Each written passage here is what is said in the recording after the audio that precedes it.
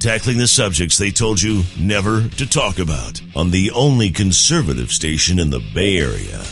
Hot Talk 560, KSFO. So militant left-wing fanaticism literally has no limits.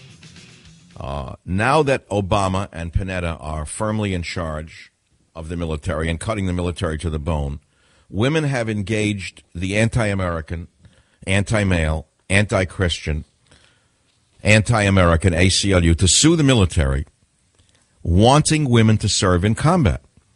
And they're using a lawyer by the name of Ariella Migdal, who represents 4 women. And she said, we want women to serve in combat. They say the military is the last place where you're allowed to be discriminated against because of your gender. Now, of course, most women in America would rather not serve in combat positions. They'd rather just have fun. Girls just want to have fun.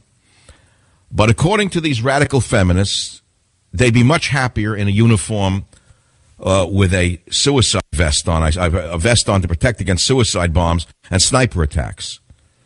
And military leaders, of course, the cowards that still run the military. Remember, Obama just purged the military of 4 top generals, including an African-American general of distinguished service of 41 years, fired because of Benghazi. But again, the vermin in the media didn't report on that. You heard of Petraeus, but 3 or 4 other generals were fired or moved down in rank by the great Leon Panetta, the lifetime left-wing fanatic. And the ACLU said, we are glad that Leon Panetta is in there because they know he's going to help them serve in combat.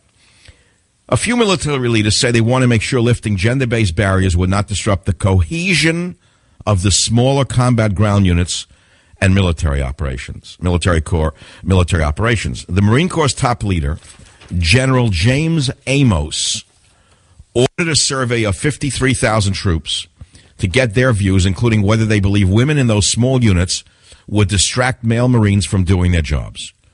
The results have not yet been released.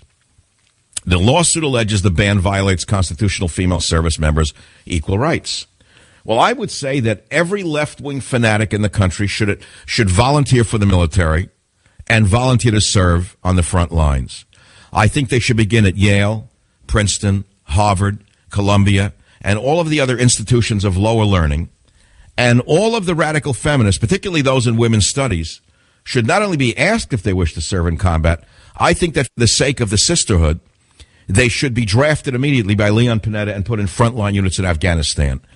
Because that would be equality, and they would be moved ahead in positions that they have wished for so long. Countries who currently allow women to serve in combat include Israel. They did real well against Hezbollah. France, another great military force. New Zealand, well known since World War II for tremendous combat units. Denmark, another phenomenally successful military. Finland, there's another great country. They're doing so great in their nation. Norway, another fabulous nation with women. Sweden has women in the military, and Switzerland. So all the PC countries of the world see that women should serve in combat. And strangely enough, my favorite, the United Kingdom, the once United Kingdom, allows women to serve in an artillery capacity, but they're excluded from a dedicated infantry division. The Chinese military, the world's largest by number of troops, allows women only in support positions. Only in support positions. The Indian Army has only a handful of women in support roles and doesn't allow them to hold permanent commissions. What about Russia? What about Mother Russia for the ACLU, the home country? Well, they have a long history of women in combat, including the Women's Death Battalion. That's something that would have appealed to some of the radical feminists, the Women's Death Battalion during the 1917 revolution.